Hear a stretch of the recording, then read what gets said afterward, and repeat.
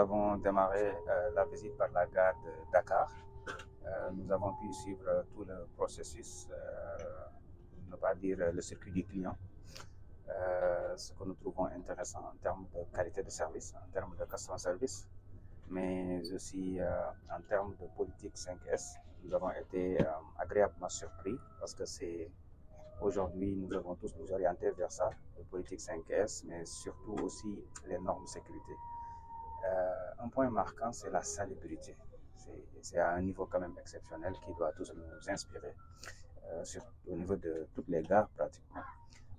Nous avons rencontré le personnel, que ce soit au niveau du control center, que ce soit au niveau de la maintenance, mais aussi les autres équipes. On a eu droit à une belle présentation des différentes équipes allant de la sécurité jusqu'aux finances, en passant par les RH, en passant par la maintenance, que ce soit du matériel roulant, que ce soit des infrastructures.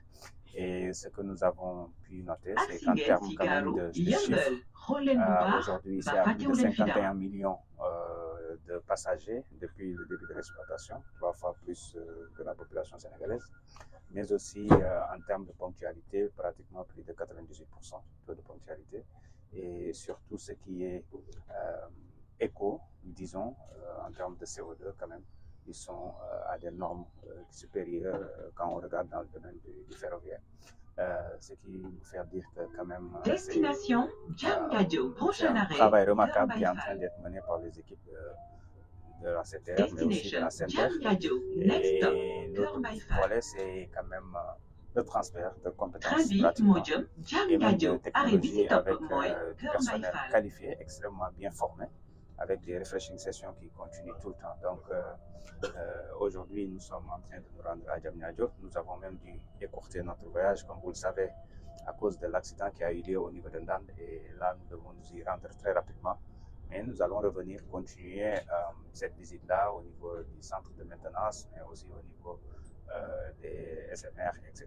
Il faut noter qu'ils sont dans une politique, dans une démarche d'amélioration continue.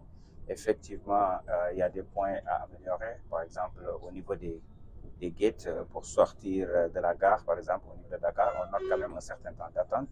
Donc les guichets doivent être peut-être démultipliés, ne serait-ce qu'en vue de comment dirais-je, de l'augmentation des flux, parce que nous allons acquérir cette nouvelle rame, ce qui va nous amener à 22 rames, donc normalement une augmentation considérable du flux de passagers, ce qui fait qu'il faut anticiper, installer d'autres exutoires automatiques, ce qui permettra de réduire le temps d'attente.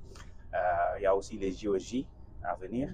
Et il faut anticiper parce qu'il faut repenser le système de transport à Dakar. Il y a beaucoup de projets sur lesquels nous sommes en train de travailler, que ce soit le transport intelligent, que ce soit le management digitalisé, que ce soit la cohérence et l'intermodalité entre le TER, le BRT, la RTC, c'est-à-dire les nouveaux bus Dakar Demdik, pour permettre à Dakar quand même d'être mobile durant ces JOJ parce qu'on va accueillir beaucoup de monde.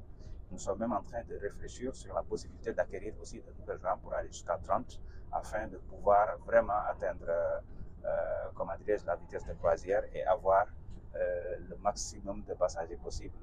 Et surtout, encore une fois, assurer la sécurité routière parce que ça nous permettra quand même de basculer beaucoup de citoyens sénégalais, particulièrement de Dakar, vers les transports de masse qui sont beaucoup plus modernes, qui sont beaucoup plus sécurisés, mais aussi pousser les autres à viser l'excellence, à se réinventer et quand même à procéder à un renouvellement adapté de leur parc.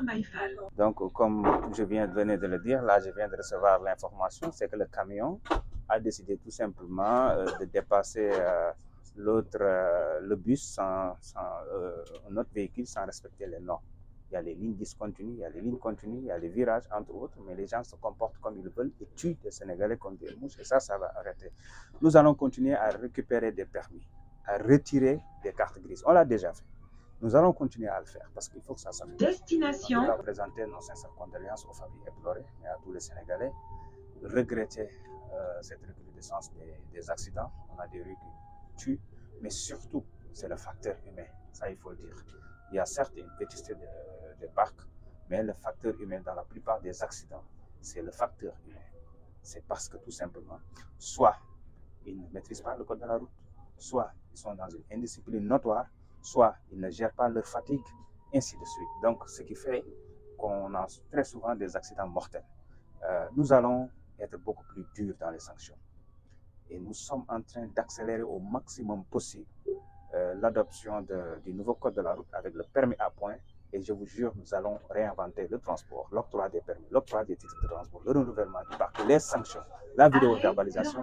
Nous ne laisserons rien parce qu'il faut que nos rues arrêtent de tuer comme des mouches. Ça, c'est quelque chose qui nous touche et nous sommes en train de travailler.